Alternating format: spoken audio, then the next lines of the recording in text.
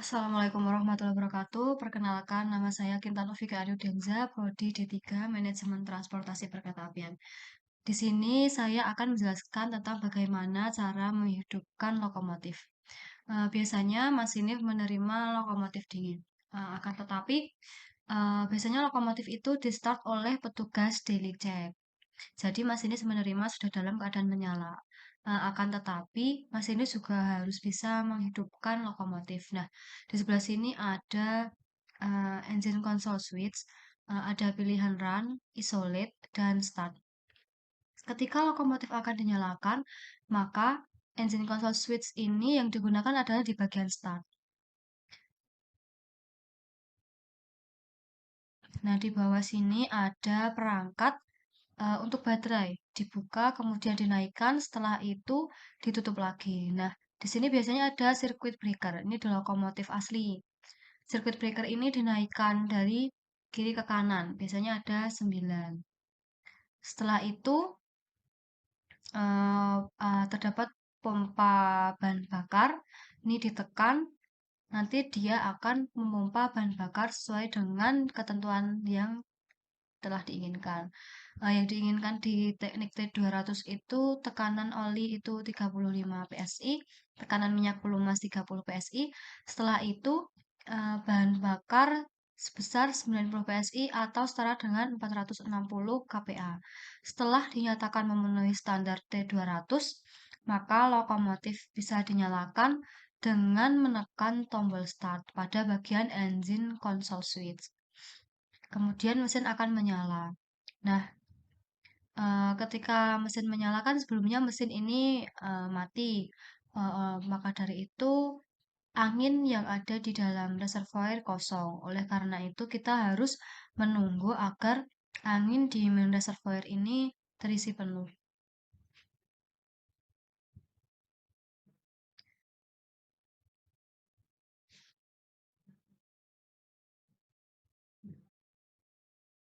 Nah, ini yang sebelah paling kiri ini ada penunjuk yang warna merah dan putih. Ini adalah main reservoir.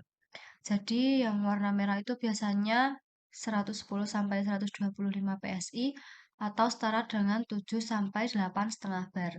Kemudian yang putih itu di antara 70 sampai 75 PSI atau setara dengan 3,5 sampai 5 bar. Sisi paling luar ini adalah tekanan dalam satuan PSI. Kemudian untuk yang paling dalam ini adalah tekanan untuk satuan bar.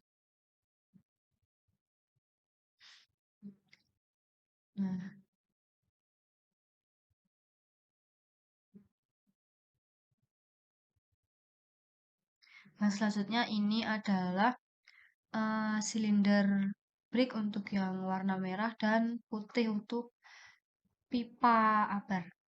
Eh, untuk yang warna merah ini ketika normal itu posisinya harus di 0. Itu keadaannya tidak mengerem.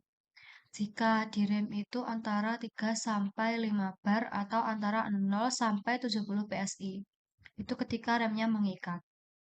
Untuk yang putih normalnya antara 4 sampai 5,5 bar. Ketika dilakukan service brake itu yang putih turun antara 2,5 dan yang merah 3,5 sampai 15 bar. Itu yang seharusnya.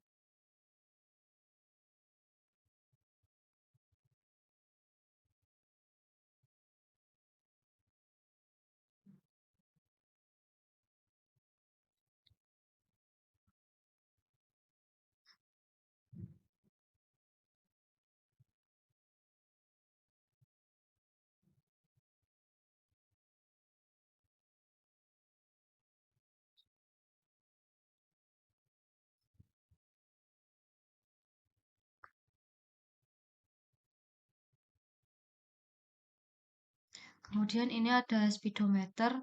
Ini untuk pengukur kecepatan. Dan yang paling kanan itu ada load meter. Ini digunakan untuk menunjukkan putaran mesin.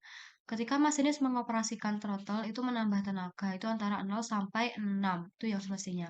Apabila lebih dari 6 sampai 9 atau 12 maka akan terjadi pemutusan arus ke traksi motor ketika putarannya terlalu besar. Nah, itu juga bisa menyebabkan hot engine, wheel slip, dan PC open. PC open ini adalah keadaan di mana lokomotif memberikan keamanan.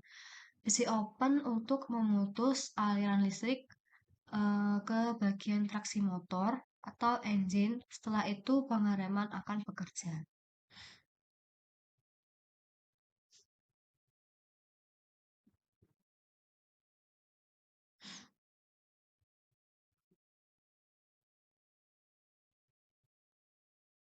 Kemudian di sini ada dynamic brake, kemudian ada throttle dan reverser. Ini di bagian bawah ada 3 handle, yaitu dynamic brake, throttle, dan reverser.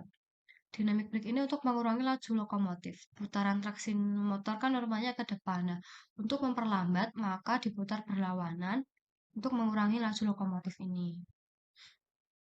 Kemudian ada throttle.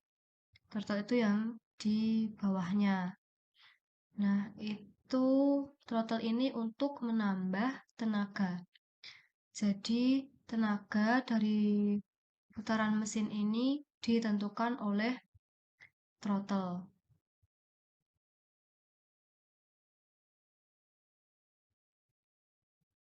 Nah, throttle ini ada beberapa angka. Nah, itu semakin besar angkanya, itu menunjukkan bahwa semakin besar pula tenaga yang akan dikeluarkan.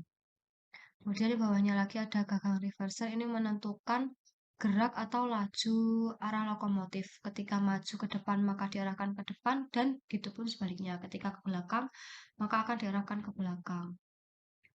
Nah,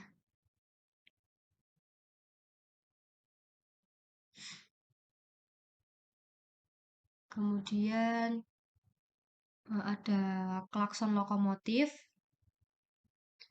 Nah, selanjutnya adalah pengereman. Nah, di sini ada rem atas dan rem bawah. Rem atas ini biasanya untuk rangkaian, kemudian untuk rem yang bawah ini untuk lokomotif. Ini biasanya disebut rem automatic rem. Apabila eh, ketika kereta membawa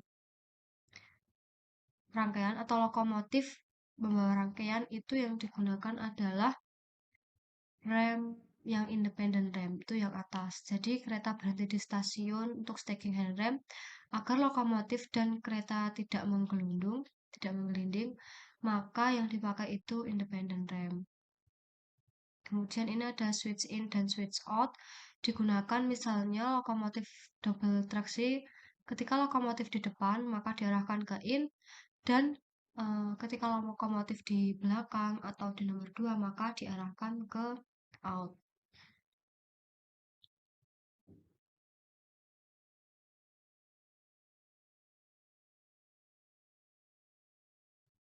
Nah, selanjutnya ada saklar dinamis. Nah, untuk fungsi normalnya itu saklar mengarah ke bawah.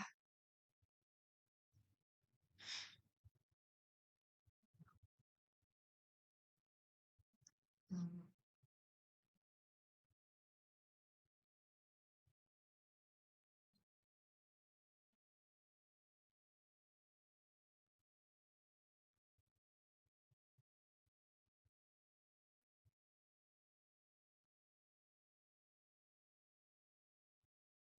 Selanjutnya ada tingkapan. Ini ada dua tingkapan pemasir digunakan ketika onset pertama lokomotif terjadi slip. Maka digunakan tingkapan pemasir ini. Kemudian yang di bawahnya ada tingkapan lonceng. Ini digunakan pada saat kereta itu masuk stasiun. Sebenarnya bisa menggunakan horn, akan tetapi suaranya eh, dapat mengganggu penumpang. Maka dari itu dapat digunakan tingkapan lonceng ini agar suaranya lebih nyaman untuk didengarkan penumpang. Untuk kereta masuk, ketika kereta masuk ke stasiun. Baik, mungkin sekian penjelasan dari saya. Wassalamualaikum warahmatullahi wabarakatuh.